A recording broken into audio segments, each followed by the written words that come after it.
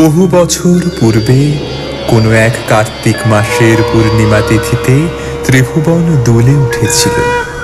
চাঁদের রূপলি আলোয় স্বর্গ নেমে এসেছিল বৃন্দাবনে, যেখানে নটবর কৃষ্ণ রাস নৃত্য করেছিলেন তার প্রাণের রাধিকার সাথে।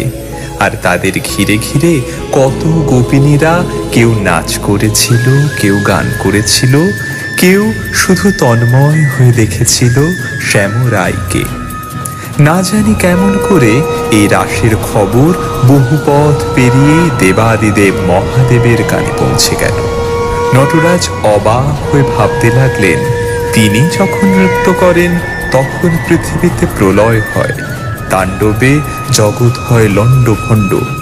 তাহলে এই কেমন নৃত্য, যেখানে এত এত মানুষ একসঙ্গে নৃত্য করে? তার মনে বড় কৌতূহল হলো, এই নৃত্যে আমাকে অংশ নিতে হবে। হিমালয়ের তুষার রাজ্য ছেড়ে মহাদেব নেমে এলেন যমুনার তীরে।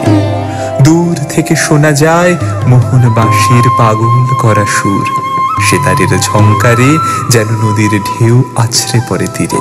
মহাদেব আশেপাশে কাউকে দেখতে পেলেন না, শুধু একখানা ডিঙি নৌকা ছাড়া।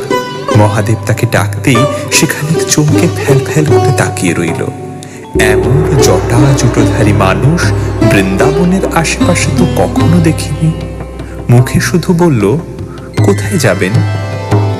মহাদেব বললেন, নদীর ওপারে রাস হচ্ছে, আমাকে সেখানে নিয়ে যাবে?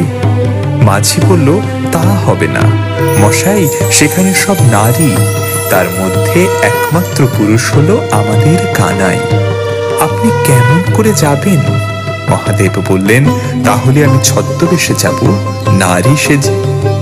মাঝি বলল, দাঁড়ান, আমার তেনাকে বলি, ওই কুটিরে সে আছে। মাঝির বউ সব শুনে তার কাছে যা শাড়ি গহনা ছিল সব দিয়ে দিল মহাদেবকে। মহাদেবের দীর্ঘ অঙ্গে সে পোশাক হলো বড় ছোট।